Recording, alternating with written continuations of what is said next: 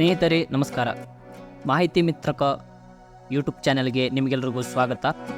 ಸ್ನೇಹಿತರೆ, ಇವತ್ತಿನ ವಿಡಿಯೋದಲ್ಲಿ ನಾವು ರೇಷನ್ ಕಾರ್ಡ್ನ KYC ಆಗಿದೆಯೋ ಇಲ್ವೋ ಅಂತ ಹೇಗೆ ಚೆಕ್ ಮಾಡೋದು ಅಂತ ನೋಡ್ಕೊಳ್ಳೋಣ.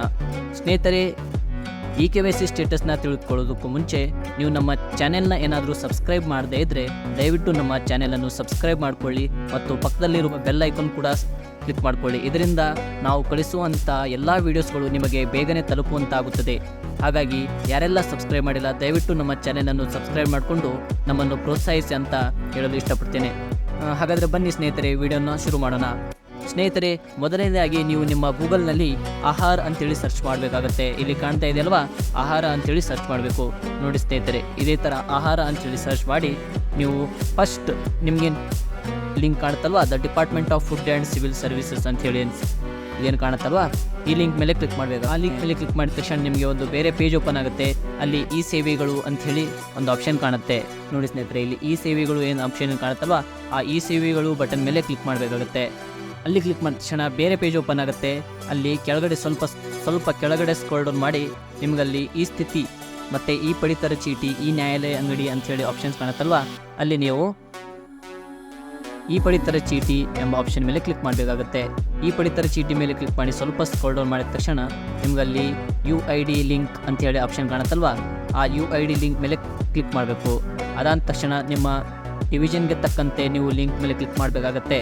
ಫಾರ್ ಎಕ್ಸಾಂಪಲ್, ನಿಮ್ಮದು ಬೆಳಗಾವಿ ಮೈಸೂರು ಡಿವಿಷನ್ ಆದರೆ 3ನೇ ಲಿಂಕ್ ಮೇಲೆ ಕ್ಲಿಕ್ ಮಾಡಬೇಕಾಗತ್ತೆ. ಅದಾದ ನಂತರ ಇಲ್ಲಿ ಕೆಳಗಡೆ ಸ್ವಲ್ಪ ಸ್ಕ್ರೋಲ್ ಡೌನ್ ಮಾಡಿ ಇಲ್ಲಿ ಪಡಿತರ ಚೀಟಿ ವಿವರ ಅಂಥೇಳಿ ಏನು ಆಪ್ಷನ್ ಕಾಣ್ತಾ ಇದೆ ಅಲ್ವಾ, ಆ ಪಡಿತರ ಚೀಟಿ ವಿವರ ಮೇಲೆ ಕ್ಲಿಕ್ ಮಾಡಬೇಕಾಗುತ್ತೆ. ಪಡಿತರ ಚೀಟಿ ವಿವರ ಕ್ಲಿಕ್ ಮಾಡಿದ ತಕ್ಷಣ ಇಲ್ಲಿ ನಿಮಗೆ 2 ಆಪ್ಷನ್ಸ್ ಕೇಳುತ್ತೆ ಸ್ನೇಹಿತರೆ, ವಿತ್ OTP ಮತ್ತು ವಿದೌಟ್ OTP. ನೀವು ಯಾವುದಾದ್ರೂ ಒಂದು ಚೂಸ್ ಮಾಡ್ಕೋಬೋದು. ವಿತ್ OTP ಅಂತಂದರೆ ನಿಮಗೆ ನಿಮ್ಮ ಆಧಾರ್ ಕಾರ್ಡ್ ಲಿಂಕ್ ಇರುವ ಮೊಬೈಲ್ ನಂಬರ್ಗೆ ಒಂದು OTP ಬರುತ್ತೆ. ಆ OTPಯನ್ನು ನಮೂದಿಸಿ ನೋಡ್ಕೋಬೇಕಾಗುತ್ತೆ. ವಿತೌಟ್ OTP ಅಂದರೆ OTP ಏನೂ ಬರಲ್ಲ, ಡೈರೆಕ್ಟ್ ನೀವು ನೋಡ್ಬೋದಾಗಿದೆ. ಹಾಗಾಗಿ ನಾನಿಲ್ಲಿ ವಿದೌಟ್ OTP ಅಂತ ಕೊಡ್ತೀನಿ. ನಂತರ ಇಲ್ಲಿ RC ನಂಬರ್ ಅಂತ ಏನು ಕೇಳ್ತಾವಲ್ಲ, ಅಲ್ಲಿ ನಿಮ್ಮ ರೇಷನ್ ಕಾರ್ಡ್ ನಂಬರನ್ನು ಹಾಕಬೇಕಾಗುತ್ತೆ. ಇಲ್ಲಿ ನಿಮ್ಮ ರೇಷನ್ ಕಾರ್ಡನ್ನು ನಂಬರನ್ನು ಹಾಕಿ ಗೋ ಅಂತ ಆಪ್ಷನ್ ಮೇಲೆ ಕ್ಲಿಕ್ ಮಾಡಿದರೆ ನಿಮ್ಮ KYC ಸ್ಟೇಟಸ್ಸು ಫೆಚ್ ಆಗುತ್ತದೆ. ನೋಡಿ, ಇಲ್ಲಿ ಗೋ ಅಂತ ಕ್ಲಿಕ್ ಮಾಡಿದ ತಕ್ಷಣ ನೋಡಿ ಸ್ನೇಹಿತರೆ, ಇಲ್ಲಿ ಟೋಟಲ್ ಮೆಂಬರ್ ಕೌಂಟ್ ಅಂದರೆ KYC ಡನ್, ಯಾರ್ದೆಲ್ಲ KYC ಆಗಿದೆ ಅಂತೇಳಿ ಇಲ್ಲಿ ತೋರಿಸುತ್ತೆ.